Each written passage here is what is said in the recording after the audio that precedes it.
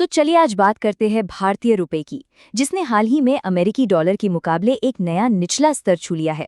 अब ये सिर्फ अखबारों की हेडलाइन नहीं है, इसका सीधा असर हमारी अर्थव्यवस्था और हमारी आपकी जेब पर पड़ता है। तो जरा गहराई से समझते हैं कि आखिर ये सब हो क्यों रहा है। हाल ही में मान लीजिए 2025 के अंत तक रुपये ने $1 के मुकाबले 91 के मनोवैज्ञानिक और आर्थिक आंकड़े को पार कर लिया। ये बाजार का कोई मामूली उतार चढ़ाव नहीं है, ये उन गहरे वैश्विक और ढांचागत आर्थिक मुद्दों की तरफ इशारा करता है जो भारत को प्रभावित कर रहे हैं। तो सबसे बड़ा सवाल यही उठता है कि भारतीय रुपया आखिर गिर क्यों रहा है। इसकी इस गिरावट के पीछे कौन कौन से कारण काम कर रहे हैं, चलिए एक एक करके इनकी पड़ताल करते हैं। सबसे पहले तो एक बात समझनी बहुत ज़रूरी है कि रुपए की कमज़ोरी के ज़्यादातर कारण भारत के अंदर नहीं बल्कि बाहर की दुनिया में हैं। हमारी अर्थव्यवस्था कई ग्लोबल ताकतों से जुड़ी है और फिलहाल यही ताकतें रुपए पर ज़बरदस्त दबाव डाल रही हैं। अगर मोटा मोटा देखें तो 3 बड़े ग्लोबल फैक्टर्स हैं जो रुपए को नीचे खींच रहे हैं। पहला, अमेरिका में ऊंची ब्याज दरें। दूसरा, अंतर्राष्ट्रीय बाजार में कच्चे तेल की बढ़ती कीमतें। और तीसरा, खुद अमेरिकी डॉलर की बढ़ती ताकत। देखिए, होता क्या है कि जब अमेरिका का फेडरल रिजर्व महंगाई को काबू करने के लिए अपनी ब्याज दरें बढ़ाता है, तो दुनिया भर के इन्वेस्टर्स को अमेरिकी बाजारों में ज्यादा और सुरक्षित रिटर्न दिखता है। नतीजा, वो भारत जैसे उभरते बाजारों से अपना पैसा निकालकर अमेरिका में लगा देते हैं।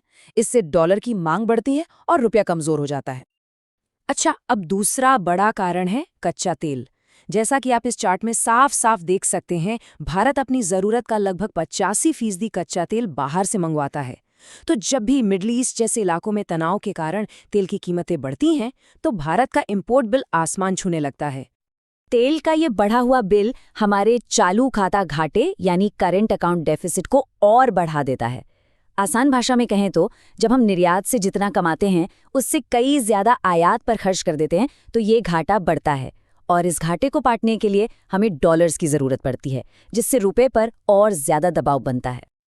ठीक है, तो ये तो हो गई ग्लोबल वजह, लेकिन असली सवाल तो ये है कि कमजोर रुपए का हमारी रोजमर्रा की जिंदगी और कारोबार पर क्या असर पड़ता है। चलिए अब इसे समझते हैं। देखिए, कमजोर रुपया एक दो-धारी तलवार की तरह है। एक तरफ तो हमारे सामान विदेशी खरीदारों के लिए सस्ते हो जाते हैं, जिससे एक्सपोर्ट को बढ़ावा मिल सकता है, लेकिन इसका फायदा भी लिमिटेड है क्योंकि हमारे कई एक्सपोर्ट्स इंपोर्टेड कच्चे माल पर निर्भर करते हैं, जो अब महंगा हो गया है। और दूसरी तरफ हर तरह का इंपोर्ट, चाहे वो पेट्रोल डीजल हो, मोबाइल फोन हो या मशीनें, सब कुछ महंगा हो जाता है। आयात के महंगा होने का सीधा मतलब है इंपोर्टेड महंगाई। मतलब हम महंगाई को इंपोर्ट कर रहे हैं।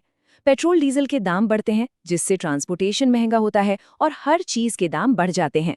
मोबाइल, लैपटॉप, कुछ खाने के तेल और दालें और खेती में इस्तेमाल होने वाली खाद, इन सब की कीमतें बढ़ जाती हैं और इसका सीधा असर आम आदमी की जेब पर पड़ता है। और इसका एक असर और है जो शायद हमें सीधे तौर पर रोज दिखाई नहीं देता।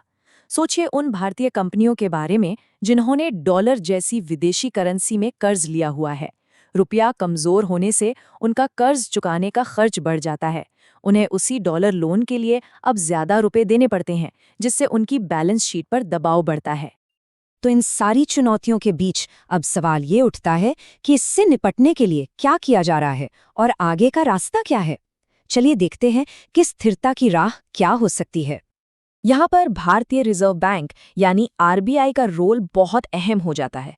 देखिए, आरबीआई का मकसद रुपए को किसी एक लेवल पर फिक्स करना नहीं है, बल्कि बाजार में बहुत ज्यादा और अचानक होने वाले उतार चढ़ाव को रोकना है। इसके लिए आरबीआई अपने विदेशी मुद्रा भंडार का इस्तेमाल करता है, ताकि रुपए में एक तरह की स्थिरता बनी रहे। लेकिन ये तो हुई शॉर्ट टर्म बात। लंबे समय के लिए समाधान क्या है? तो हमें दूसरे देशों के साथ रुपए में व्यापार को बढ़ावा देना होगा, रिन्यूएबल एनर्जी अपनाकर तेल पर अपनी निर्भरता घटानी होगी, अपने एक्सपोर्ट की क्वालिटी बेहतर करनी होगी और अपने घरेलू फाइनेंशियल मार्केट्स को और मजबूत बनाना होगा। एक स्थिर रुपया देश के विकास के लिए बहुत जरूरी है। लेकिन जैसे जैसे पूरी दुनिया की अर्थव्यवस्थाएं करवट बदल रही हैं, ये देखना वाकई दिलचस्प होगा कि रुपये का भविष्य क्या आकार लेता है। ये एक ऐसा सवाल है जिस पर हमें और आपको सबको सोचते रहना चाहिए।